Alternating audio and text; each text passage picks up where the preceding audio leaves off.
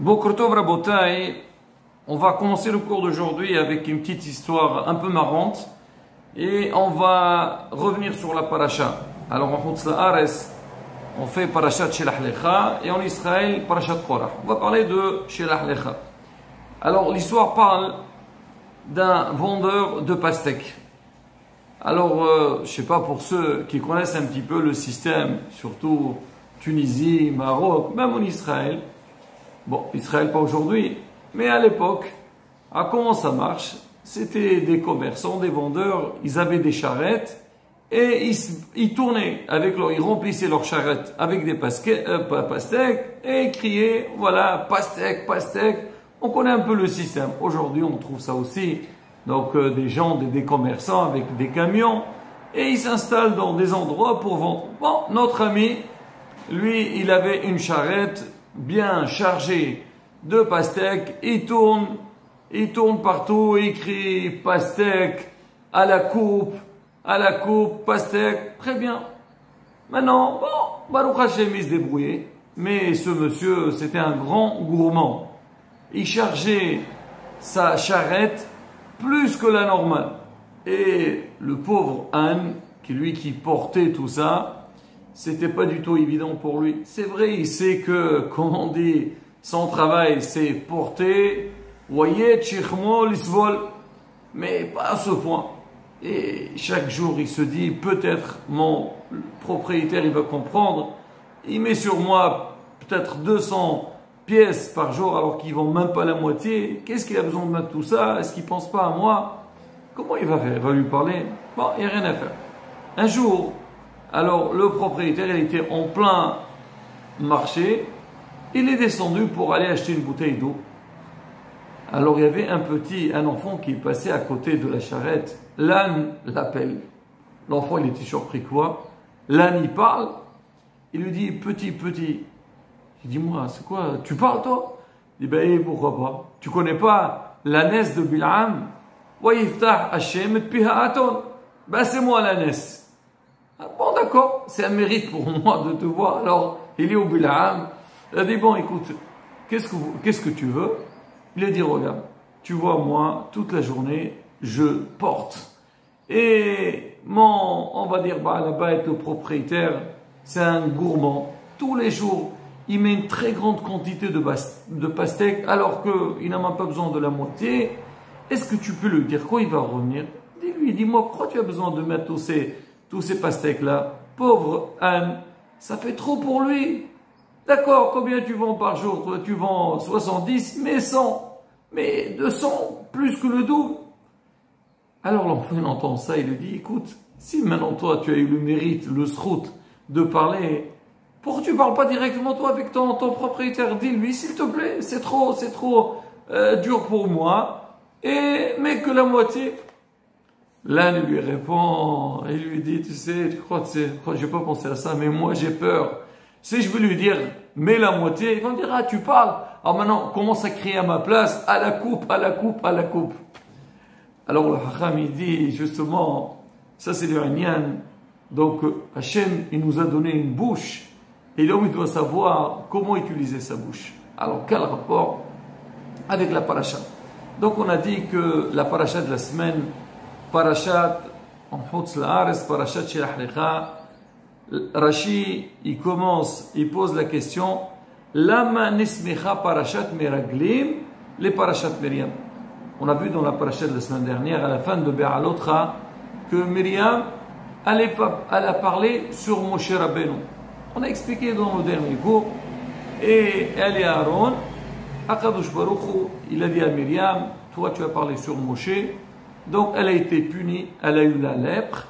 Et elle est restée une semaine entière jusqu'à qu'elle sorte donc de ce problème pour que le peuple d'Israël avance. Normalement, quand on voit un tel événement, quelqu'un comme Myriam Anivi'a, c'était une femme très kadosh.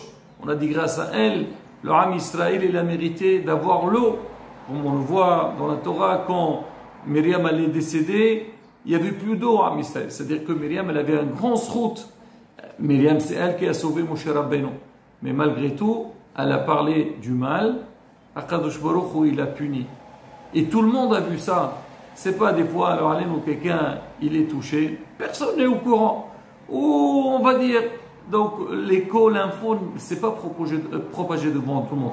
Alors ici, chez Myriam, tout le monde s'est arrêté.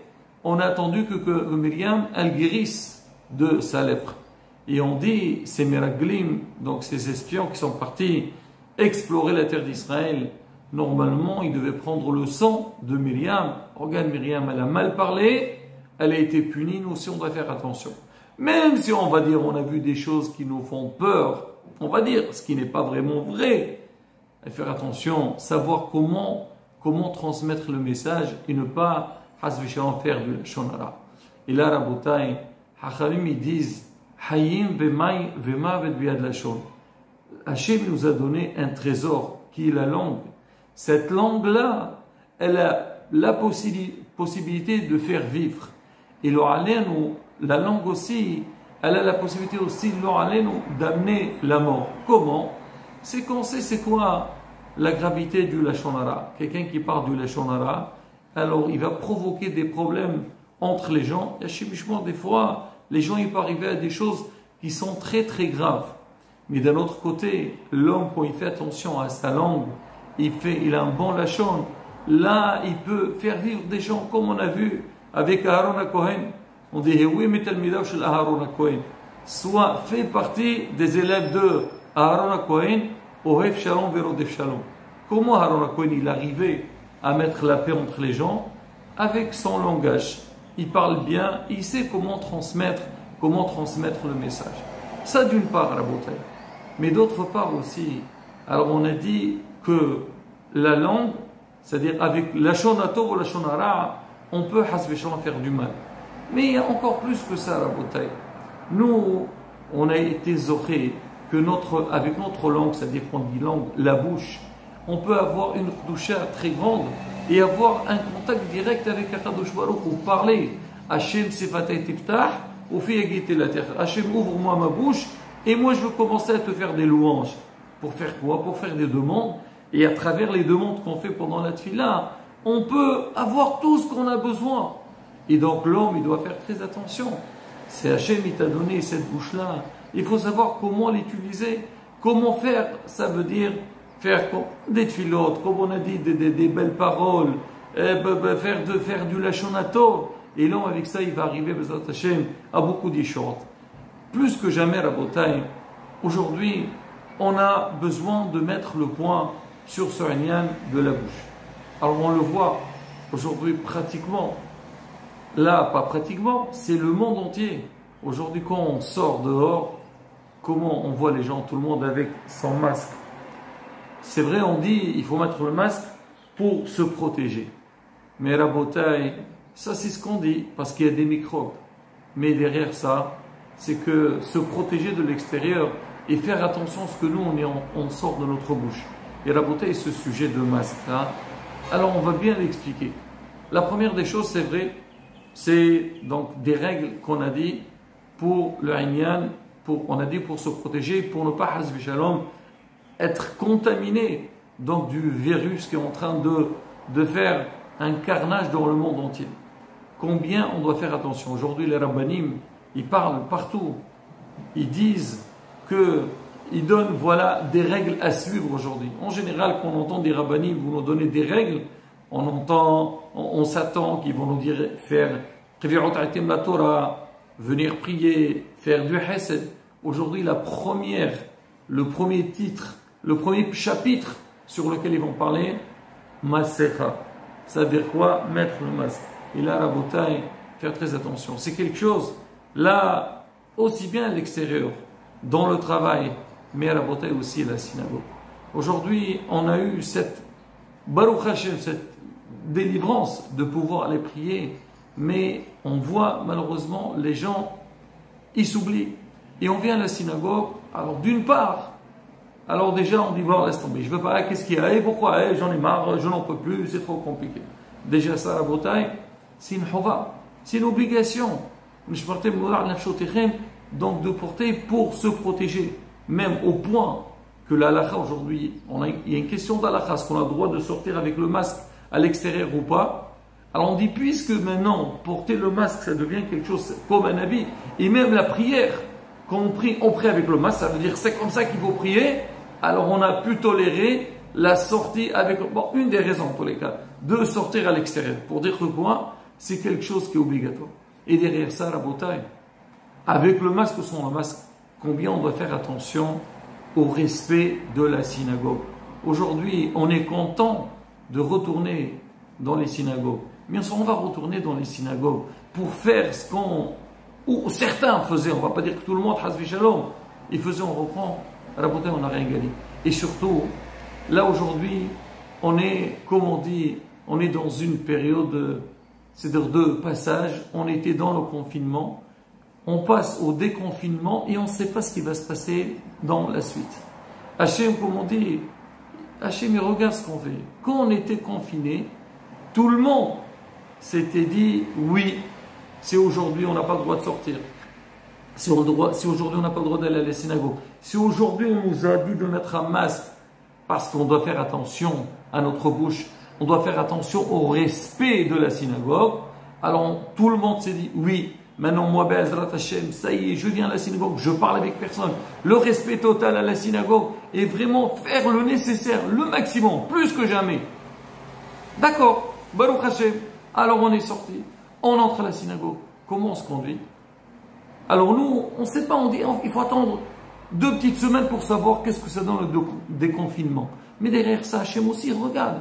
Il dit, je vous ai donné cette possibilité. Alors vous allez rentrer dans les synagogues. Comment vous êtes en train de vous conduire dans les synagogues? Si vraiment on fait attention, je me dis, moi je vais les laisser encore chez eux à la maison. Non, il faut qu'il aille. Parce que Hachem, la synagogue c'est sa maison.